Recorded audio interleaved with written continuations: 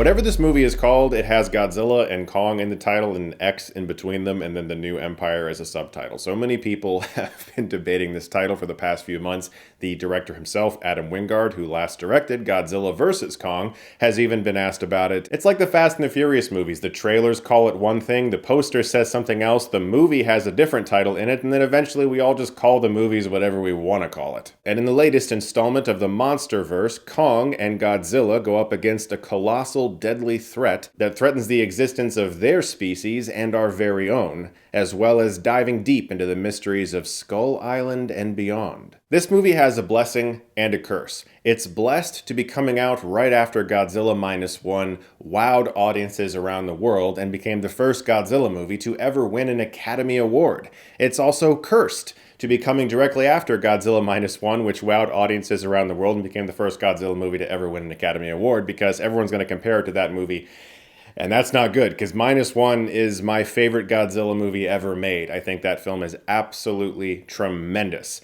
The American Godzilla movies, though, have never really reached those heights, and it seems like they don't even really try to. To be completely honest, though, Godzilla has been around for so long, since the 1950s, that different eras of Godzilla, ever since then, all have different feels. For me, Godzilla and King Kong movies have always held a special place in my heart because they were something I did with my mom quite a bit when I was a kid. We would rent a lot of them from Blockbuster, and we would go to see as many of them as we could in theaters whenever they either were brand new in America or other films from Japan were re-released in American theaters. It was a big thing for my mom and I to watch Godzilla movies or King Kong movies. And so for that reason, I have a major soft spot for even some of the bad ones that just feel like a part of my childhood that I really appreciate. Godzilla vs. Kong came out in a very interesting time period because we were smack dab in the middle of COVID and very deprived of Hollywood blockbusters. We weren't really experiencing the love of the movie theaters. We weren't going to movie theaters,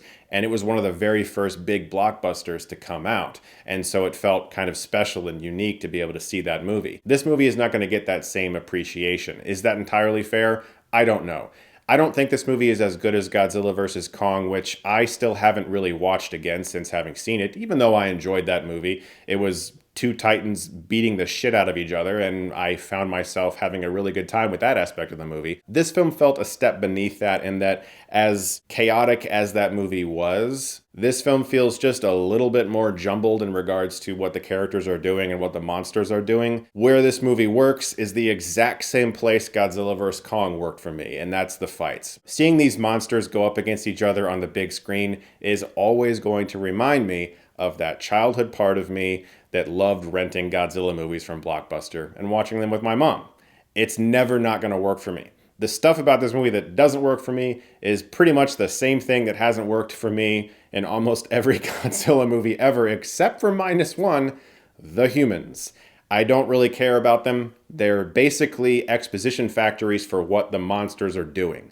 They are essentially WWE ringside commentators explaining to us that Godzilla just did this and Kong just did this, and oh my god, Scar King just threw a whip around Kong's neck made of bone. Godzilla seems to be powering up right now. I wonder what he's going to be doing next. So in that aspect of the movie, the human characters are essentially throwaway, except for Rebecca Hall's relationship with her adoptive daughter who we met in Godzilla vs. Kong. She's having a hard time connecting with her. She's learned sign language to be able to communicate with her, but obviously because of this girl's upbringing and where she came from, she's never going to fully understand that part of her life. That's the part of the movie where they injected some humanity into the characters, but for the most part, this movie is about watching monsters fight. Any movie that opens with Kong fighting a bunch of monsters, ripping one of them in half, drenching himself in its blood, and then taking a shower in a waterfall does have some merit.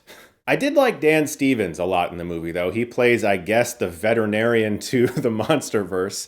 This is, of course, a reunion with him and Adam Wingard after their really good movie, The Guest. The movie has a bit of a slow start, though, because it's trying to catch us up with everything. Catch us up with all the characters, catch us up with the backstory. If we didn't watch the Monarch TV show, I guess, which I didn't really, you kind of have to know all these things, and the movie's reminding us of a lot of things, as well as a relationship with Rebecca Hall and her adoptive daughter. But once they get to Hollow Earth, that's where the movie kind of picks up steam, and it began to feel like a summer blockbuster, or in this case, I guess a pre-summer blockbuster. There's a lot of adventure, swashbuckling kind of things, like temples and ruins and puzzles they have to solve to find hidden passageways. Things like that are a lot of fun. One of the better parts of the movie is that there's a lot more history and world building to Hollow Earth. Much more of the ecosystem is explored and the various creatures that make up it. You learn a lot of that, of course, as the characters are talking about it, but also Brian Tyree Henry's character is trying to film a documentary while he's there because nobody believes him about the things he saw in the last movie. And every time he was filming things while narrating into the camera, I couldn't help but be like, why are you doing that, man? Like, you're not going to be able to cut that out. You are burning your narration into your footage. There were also a few surprises, at least for me, because I didn't really watch any of the trailers except for the first one, once we get into the Scar King stuff. Scar King, of course, being the antagonist of the monsters here that people have to team up against to fight. I admired the commitment to dialogueless monster sequences. There's a fair amount of them, and I think that that could perhaps be a reaction to what a lot of us have said for the previous American monster movies, is that, hey, less humans, more monsters. -1 was like, no, we're going to give you more humans and we're going to make them great, and a little less Godzilla, and we all loved it. So I think we're probably just confusing them at this point. But this film did have quite a bit of sequences where just the monsters were fighting, or at least communicating, that didn't involve any people at all. The worst part about Hollow Earth, though, is that when you see these monsters there, you can't really get a sense of their size. You have to see them next to buildings or people to understand just how gigantic they are. They actually look kind of small in the movie. There's a shot where Kong is walking across the skeleton of a gigantic creature, and you're like, okay, if that thing is dwarfing Kong in that way, what else exists in Hollow Earth? And I think that even though this movie explored a lot of it, and I really enjoyed that part of it, I would like to see even more. There is one sequence, though, and this is like in the very first trailer, so I don't really think this is a spoiler, where Kong needs like a apparatus to be put on his arm. And getting that thing to him legitimately felt like teleportation. I don't know what happened. I don't know how the character who brought it to him got to where he got to so quickly and brought it back so efficiently, and everyone else that was waiting for him is standing in the same spot. It was some instant transmission shit. I don't know how that happened. There's also a lot of people dying in this movie for sure. I don't know how many people died, but there is definitely going to have to be some sort of reckoning if they make another one with just how much good are the Titans actually doing on Earth versus how much bad.